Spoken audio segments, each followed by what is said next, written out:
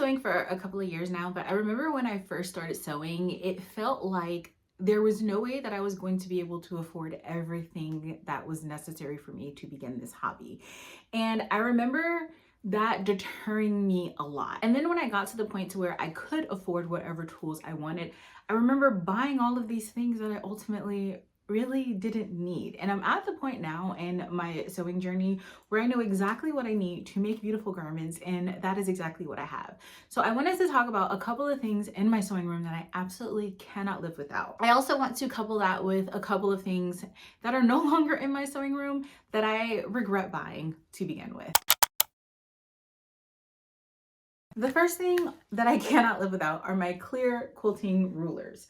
I can't do without these. I use these so much. I am reaching for them quite often. This is one of the most necessary things in my room. I remember at one point, my husband accidentally broke this ruler, or he left it when we moved one of those things, and I was devastated. Like, I immediately had to go out and buy another one. Now, these are not the cheapest rulers. Typically, Joann's will have a coupon and you can use it and get it for a good percentage off. You can probably find them online for a lot cheaper. I use these for multiple things. If I am working on drafting a pattern, then I'm using this for seam allowance or to gauge how much I need to add or subtract from the pattern. I have a tiny one, I have a really big one, and then I have a somewhere in the middle one. These two I actually thrifted, and this one I purchased new, but there's rarely a day that goes by that I'm not using these. If I need to make a marking on my pattern that's X amount of inches down, if I want to mark a hemline or mark a notch or something like that, I'm usually using these. I'm using these to take measurements on patterns to see what needs to be added, like I said, or what needs to be taken away. So this is definitely something in my sewing room that I cannot live without. Now, if you're just starting out, obviously you don't need 3 of these. I would say just start with one. And I would say start with the larger one, because everything you need will be in one ruler, as opposed to starting with a smaller one and working your way up and then being at a negative when you don't have something. I think this measures 24 inches by 6 inches. It also has some diagonal lines across, so if you need to cut something out on the diagonal, I believe this is a quilter's ruler. I don't quilt, but I find it equally as valuable in my sewing craft. Keeping along the theme of rulers, I definitely rely heavily on my French curves. Now, I have 2 small French curves. I used to have a larger one, and I broke and replaced that ruler 3 times before I just realized that I'm too clumsy to have a larger one. So I just keep 2 smaller ones in my stash, but these are 2 rulers that I absolutely cannot do without. Again, when I am making patterns, when I am making modifications to patterns, it's just so much easier to get that clean curve if you're using one of these rulers. It's not incredibly necessary, but for where I am in my sewing journey, where I do a lot of modifications and I do a lot of pattern drafting, these rulers are just something that I cannot imagine not having. You can draw that curved line, but I am very challenged when it comes to drawing lines well, straight or curved. And so I just rather have the ruler on hand to do it in a way that I know when I cut out that fabric or when I cut out that pattern, it is going to be clean and crisp and sew up exactly the way that I am imagining it in my mind. The next sewing tool that I absolutely cannot live without are my rotary cutters. I don't like scissors. Early on when I started sewing, I was using like scissors and I was pinning my fabric and I was cutting it out with scissors, and I just found that like it's too finicky. The fabric lifts, it's flat. Sometimes you get jagged edges. It's just not as precise as I would like for my sewing to be. And so I tried out a rotary cutter and I have never looked back. I have a couple here for a couple different reasons. So this is the one that I use to cut out my fabric. It's not super ergonomic, but it's better than using this one to try and cut out fabric with. This one is just a spare, and then this one is for my paper when I'm cutting out my paper patterns, because you obviously shouldn't use your fabric scissors or rotary for your paper cutting. And so I have 3, and likewise with a rotary cutter, you need a rotary mat. I have a very large rotary mat on my table. It measures about 56 by 33, and I absolutely love it. It stays on my cutting table. I used to be weird about having it in the background in my videos. It's not super aesthetic, but at this point, this room is a room of function. I am in here to create garments, and so I keep that in here at all times with me. It never leaves my cutting table. And then I have my rotary cutters really accessible whenever I'm ready and needing to cut out fabrics. Now, obviously having 3 rotary cutters is a bit excessive. So I would say if you're a beginner and you're just starting out, start out with 1 rotary cutter and start out with the largest mat that you can afford. Do not start with like a small mat. You can piecemeal together several small mats to make a larger mat, but make sure that you're looking at how much that's going to cost versus buying a mat that is already a decent size to begin with. Also, make sure that the mat is adequate to the size of your cutting table. So for example, you probably shouldn't start out with a 56 by 33 mat if you are working at your dinner table or at a small cutting table. Start out with the size of the mat that is appropriate to the cutting space that you have available. I am of the mindset though that it costs more in the long run to start cheap than to start well. And starting cheap just means buying something below the price point that you're comfortable with just because you're trying it out. I feel like ultimately, like when you buy things that are of lesser quality and that don't really suit your need, in the end, you end up spending more money. It's better to save and wait for the thing that is going to properly fit the need that you have, as opposed to rushing into buying something that doesn't fit the need that you have, that you end up having to replace. And in the end, that means that you have spent more money than you would have spent in the beginning. The next thing on my can't live withouts are these little sewing clips. Now I got this container of sewing clips on Amazon for like $10. In the store, they sell like 20. In the fabric stores, they tend to sell like 20 of these clips for like $20, which is absolutely insane. This tin was filled to the brim. I have since broken a lot. I have lost a lot. I have accidentally thrown away a lot, but it was filled to the brim with like 100 clips for $10. So I'll have that linked in the description box below so that you can check that out. I'll have everything linked in this video in the description box below in my Amazon shop so that you can go ahead and look through that and see what I'm talking about and explore different price points and whatnot. But I definitely cannot live without these. There are certain times where pinning is just too fussy. There are certain fabrics that I do not want to stick a pin in. There are certain times where I am going to have to repin and adjust. Like for example, if I am sewing something with gathers, usually I'm gonna have to go back in and readjust that section several times over. And so that would mean like pinning and then taking out the pins and pinning and then taking out the pins. Whereas if I'm using clips, I can clip it and it takes a couple of milliseconds to remove that clip and slide it over or put it back. It's also not as abrasive to the fabric as pinning and repinning can be. And so I find that I actually use these just as much, if not more, than I use my sewing pins. The next thing in my sewing room that I absolutely cannot do without are my snips. I use these snips quite a bit, like if I need to snip my serger thread or my sewing thread for making notches and patterns, but also because the tip of the snip, I don't know if it's going to catch it, but you see how it's kind of like beveled off there. I can use this to seam rip or pull out threads if I need to in a pinch. So if I am leaving somewhere to go sewing and I don't want to take all the sewing tools necessary with me, then I can take these and they can work as a snip and they can also work as a seam ripper.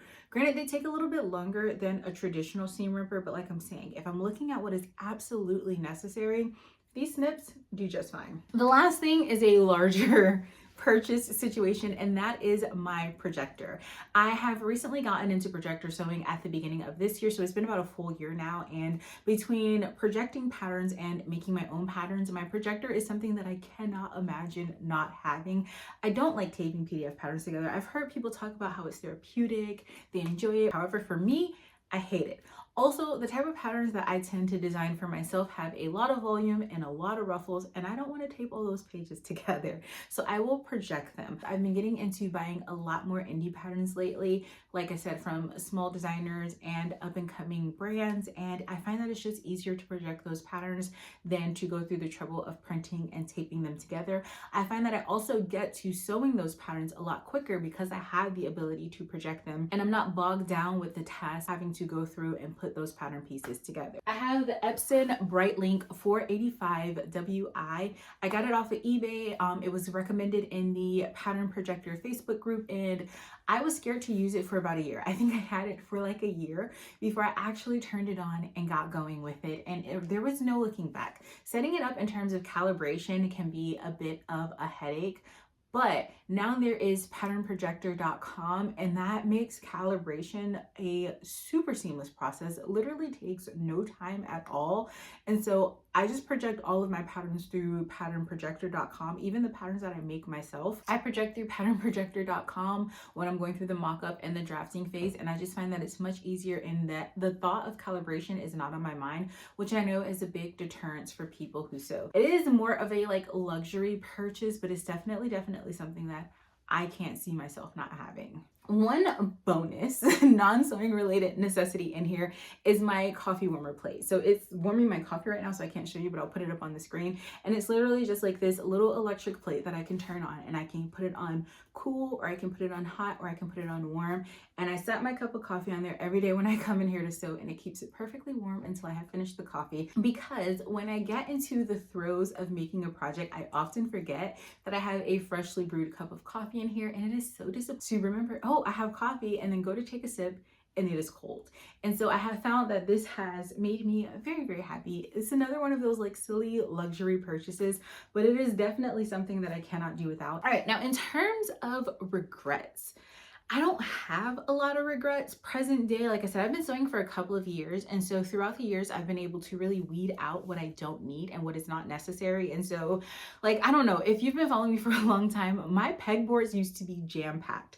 And as you can see now, they're pretty sparse. Like I've really gotten it down to just what I need, just what I'm going to be reaching for on a consistent basis, because I like to sew quickly. And one of the ways that I sew quickly is not being bogged down with a million different choices. And so I have a few regrets that I was able to think of over the years, but like I said, not many. So the first thing I regret, I know this is going to be an unpopular one, but I regret buying shears. I don't use these. I don't cut out fabric. I don't want to cut out fabric. I don't like to cut out fabric.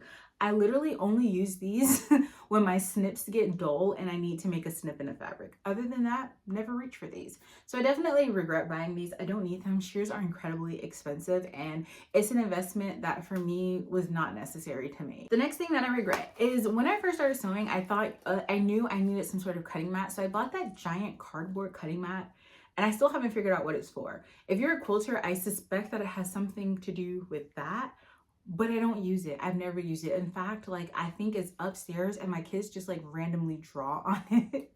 And that's where it's at. It's kind of like really large. I don't know why I haven't just chucked it in the recycling bin at that point. I bought that when I first moved into this house before I actually bought my proper cutting mats, because I was still using scissors when I moved into this house. And that is another thing that I regret, but it doesn't like haunt me or anything, because I quickly figured out, oh, this isn't gonna work for me, and have long since replaced it. Another thing I regret, mini cutting mats. I kind of hit on this before, but when I got into the rotary cutting situation, I didn't want to go ahead and purchase a larger mat. It was a little bit of an investment. I think it was like $40 or $50 for the larger mat.